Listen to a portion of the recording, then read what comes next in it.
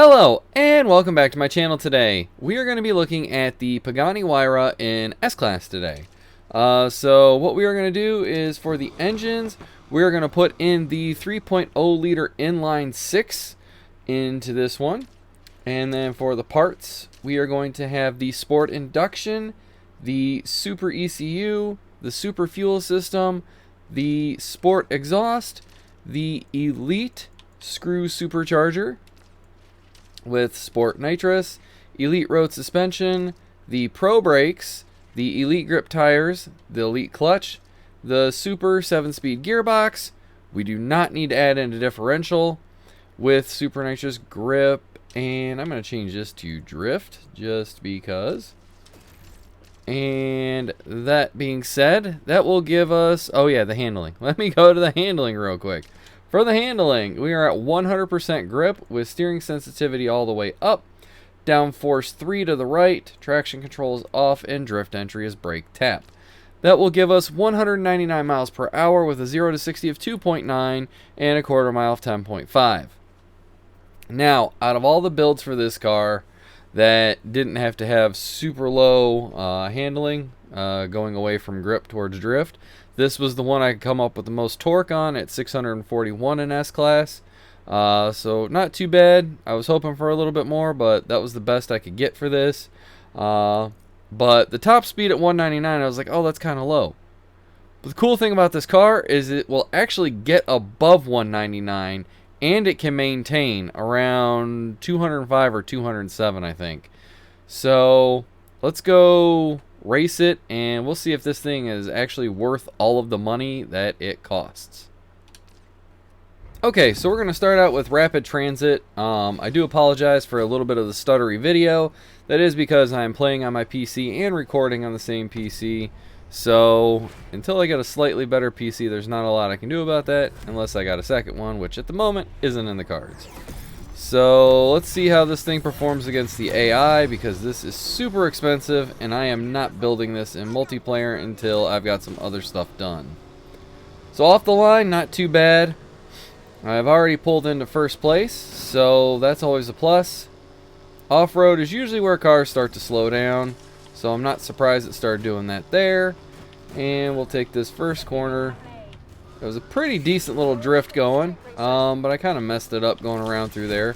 But I still managed to get a decent amount of burst NOS, so I'm not too upset about that. So now let's just hope I can do this without crashing, and we are about to see if I can do that or not. This course, there is a lot of room for error. Or I should say, well, yeah, I mean, you're gonna make you could easily make a lot of errors on this course. So far, it's not feeling real fast. It's feeling kind of slow. I was hoping to have the top speed get a little higher coming down this stretch than 186, but I didn't have a lot of nitrous and I didn't have a lot of burst NOS, so that didn't really happen. And let's see if I can do oh god, that was worse. That was my bad. I was accidentally drifting, and maybe I should turn drift off on this car. That might be a good idea. But I'm going to see if I can't get at least a decent time on this course. I probably shouldn't use all my nitrous right there, and I really shouldn't hit that car, because that's never a good thing if you wreck. I mean, at the moment, I've got a pretty decent lead over every other car that I'm going up against, which is nice. But, I mean, they're AI, so they'll rubber band up real quick. Yeah, no burst NOS coming out of there, so that's no bueno. And I have a feeling this is probably going to be greater than 3 minutes, and I was hoping for sub 3 minutes with this car, but we'll find out. I really do think it's not going to be quite what I was hoping for, but maybe on a different course it might be better, something like Fishhook or something like that. I'm surprised I haven't accidentally run into a cop yet, or that box truck like I almost just did. Got a little jumpier over the dirt for some reason. And we're going to come into this last little corner here, and I'm just going to give it everything it's got. Hoping, hey, I actually got some, so that was nice. And this is going to put me at 2:57, so it was sub 3 minute. So I'm not too upset about that, but I have finished this course in 2:50 in other builds. So maybe that's just not this one's forte, so I'm going to try a different race, and we'll see if it's decent there or not. I do know this car is good in multiplayer. I just don't know what build I've gone up against, and it's not the easiest one to make a build for. There are a ton of engines for it, and it's kind of hard to figure out what quite you want to tweak for this one. But yeah, I'll go hop into a different kind of race, and we'll see if that's any better or not. Okay, so here we are in the endurance race, the Scenic Route, which you can also finally do on multiplayer, so this will give you a decent idea of how this car would perform in multiplayer, even though I'm going up against the silly AI. So this thing does seem to handle pretty well from my limited testing with it. Like this right here, I didn't even brake. I just barely let off the accelerator for that corner, and it took it really well. It's one of the reasons I'm thinking maybe break the drift coming off of this car would be a good thing until I do something silly like that. I was thinking, oh, I could take that corner, but I couldn't because I forgot to brake. So, yeah, maybe leaving brake to drift on isn't a horrible thing to do. I haven't decided yet, but for now, this is, I mean, it handles really well. I mean, I'm climbing up. There was 196 until I started to turn, and then we all know that this corner is not the greatest corner in the world, but this handled it pretty stinking well. I'm not upset about how I got through there. Usually I'm like gonna miss that checkpoint, and it's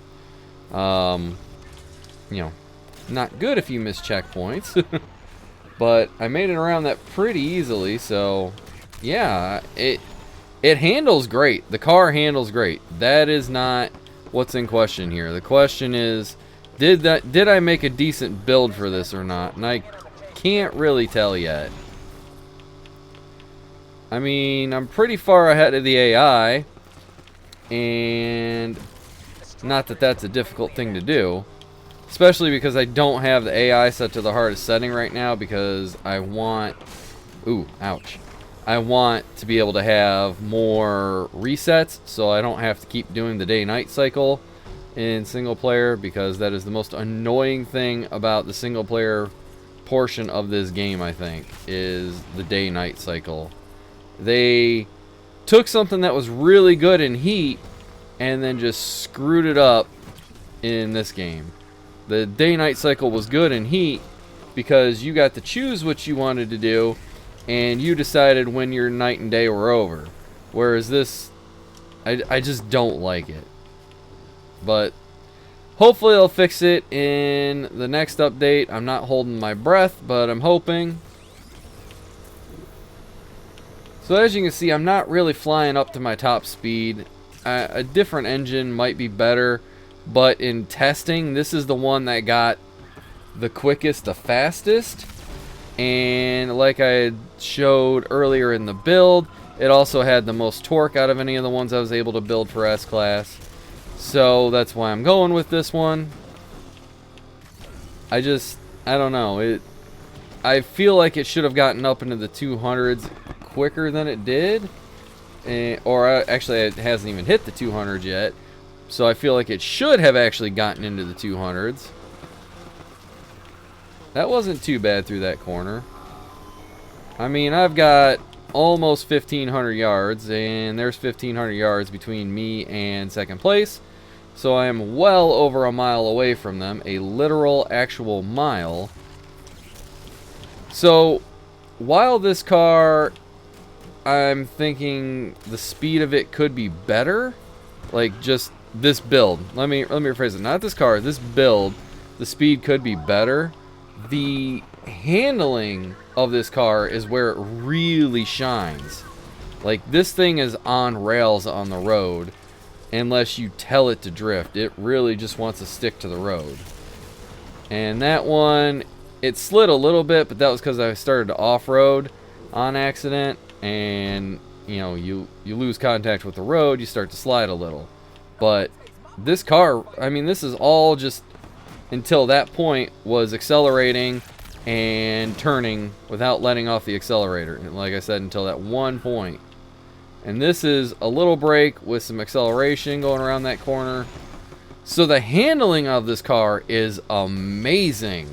I wish every car handled like this car, if I'm being honest. But I don't even think I'm going to get up close to the top speed down this last straight. Even with some burst NOS, I'm going to not even break 190. I mean, really, most races, you aren't going to get that top speed. So really, that wasn't bad. I just was hoping for more. But yeah, all in all, it's not a bad build for this car. I think you can win a lot using this car, or I should say using this build. I have seen people win like crazy using the Huayra NS. I think this is very viable build. It's just a very expensive build because the car itself is like $500,000 or something like that, or $750,000. I don't remember. And then the engine swap is another 200 and some odd thousand on top of that, plus all the parts. So you're well over $1 million for this build. Any build for this car is going to put you over $1 million. But yeah, I think it's good. I think it's viable. If you got the money, build it. You're going to win some races, mostly because of the handling, I think. So that's going to do it for me today. If you haven't already, please subscribe to the channel. Leave some comments on down below. Smash the like button, and I will catch you in the next one.